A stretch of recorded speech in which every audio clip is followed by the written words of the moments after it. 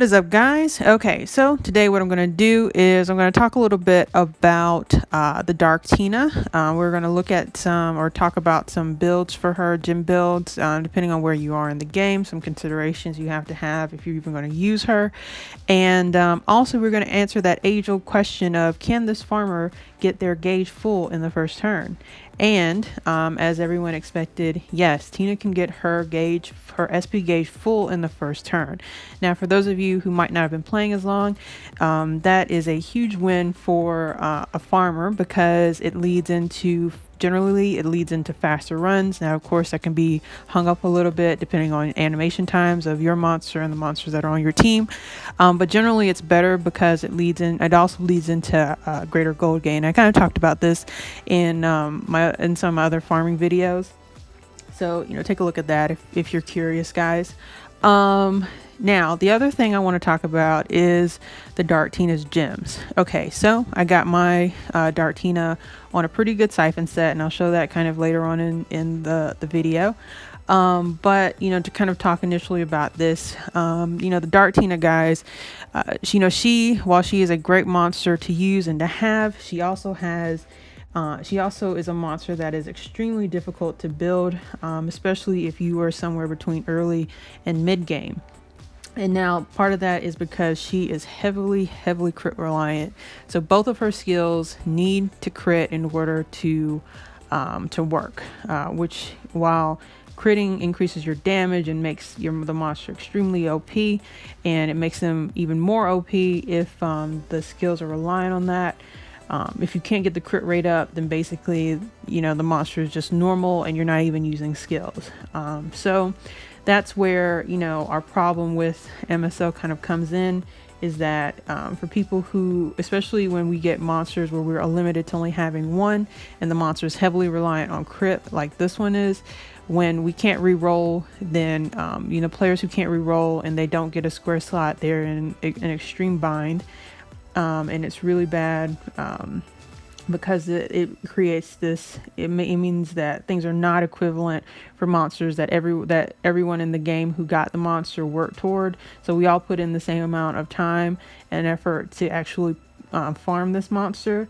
It doesn't matter, whether you're a whale or not. You still have to put in the effort to actually acquire the monster. Everyone did that, and unfortunately, the distribution of the monster is not equal in terms of the gem slots. And unfortunately, that's just something we've dealt with in this game for a very long time. And we've only been able to re-roll for a slot one time from what I can remember, and that was one of the Dark Gatito events. They allowed us to re-roll for free, and that was kind of when they were beta testing, I think, the idea, and then they ended up settling on actually kind of a paywall for a gem slot change. So unfortunately, guys, if you don't have a square slot on your monster, you are at a huge disadvantage because it is going to be extremely difficult for you to get to the crit rate required for her to even use her skills. Now, if you do have a square slot, then you put a crit rate gem on her. Generally, you're going to want to put a 6-star crit rate gem on her if you can, because that's going to maximize the amount of crit rate from that slot that it's contributing to the monster. And then the other thing is, if you also, the other 2 slots, you want to make use of crit rate substats. So whatever you're putting on those monsters, you want to make sure they have pretty high crit rate substats on them. And that you can kind of see how a gem is going to turn out once you get it up to +12.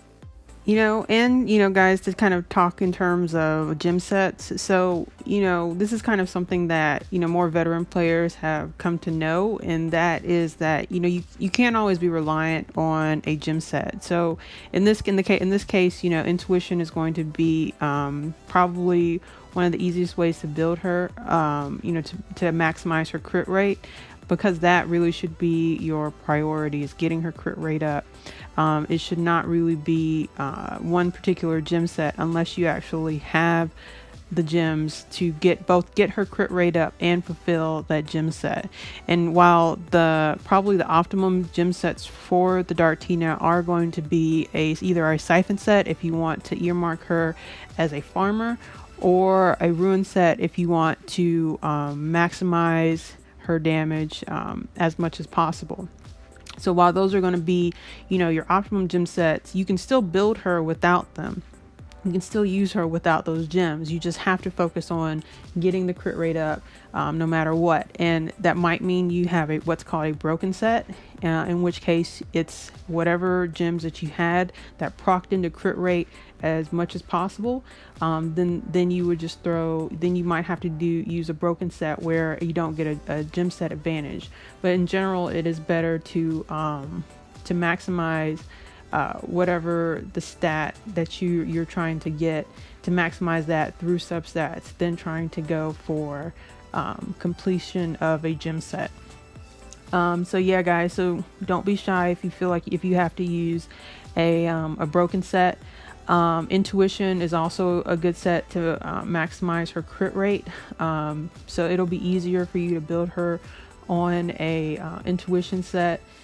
Because of because you do get a set bonus. Now that is one that, you know, in this case, the set bonus is important if those gems also have some crit rate associated with them.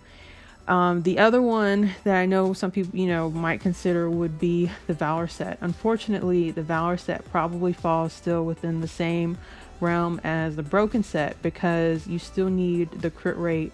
You still have that crit rate requirement for her skills to even work. And if you're running her with a Valor Set without maximizing her crit rate, you know, she's no better than any other monster. You know, she's a really good monster because of her skill sets, and her skill sets rely on crit rate. If she's not critting, she's not using her skills. You know, in some instances, you may as well use another monster that might be better. You know, that might have a better skill set than a monster that has no skill set at all, because they're not getting it off with because their crit requirement isn't there. So yeah, guys, you know, so with her, really it's just important to get her crit rate up. That is your initial goal. Your second goal would be to try and see if you have the gems within your you know, to get her on either a siphon set or a ruin set. You know, for siphon set, if you're going to earmark her as a farmer, you generally want to do attack crit rate, and get her crit rate up as high as possible. And now you can always substitute some lost crit rate with a crit rate lead. So, you know, even if you're at 80%, if you have a crit rate lead to get them over that hump, then you know, you're doing just fine. With a ruin set, you can probably have some leeway, where you either build her either what's called a bruiser or a glass cannon. Your bruiser would be something like crit rate, attack, HP, of course, maximizing your crit rate, and then, or you can do her glass cannon, which is crit rate, attack. You know, there are upsides and downsides to both of those builds, but you know, ruin, the extra damage from ruin would help either one of those. And yeah, guys, so as you guys can see in this video, my Tina is not built crit attack, but when it comes to the siphon set, you kind of take what you have, you take what RNG gives you, and you do what you can with it. And I happen to have a crit damage gem. Now the crit damage gems, which you know, they're fairly niche, because they only come on triangle. So like crit rate only comes on square, crit damage only comes on triangle. And you know, it is generally pretty hard to use a crit damage gem, because if they don't crit, you know, the gem, not only is the monster skill not working, but the gem is not working either. So generally it is better to put a monster on an attack gem and not a crit damage gem. Unfortunately, you know, because the siphons are so hard to get, and you're at the mercy more so from RNG than other gem sets, you take what you get. And you know, I just happen to have a crit damage gem that helped me get her crit rate up higher than some of the other gems, some of the other siphon gems I have, and it's in line with damage as opposed to being in line with an HP or defense skill, which will not increase her damage. And I need her to maximize her damage, because I put her on siphon, which means she's earmarked as a farmer in this particular case. So that's my build, guys. So mine happens to be on crit, attack, crit damage. And part of that came from also me taking gems from, I think it was my Dark Sierra. So my Dark Sierra is no longer as good as she was.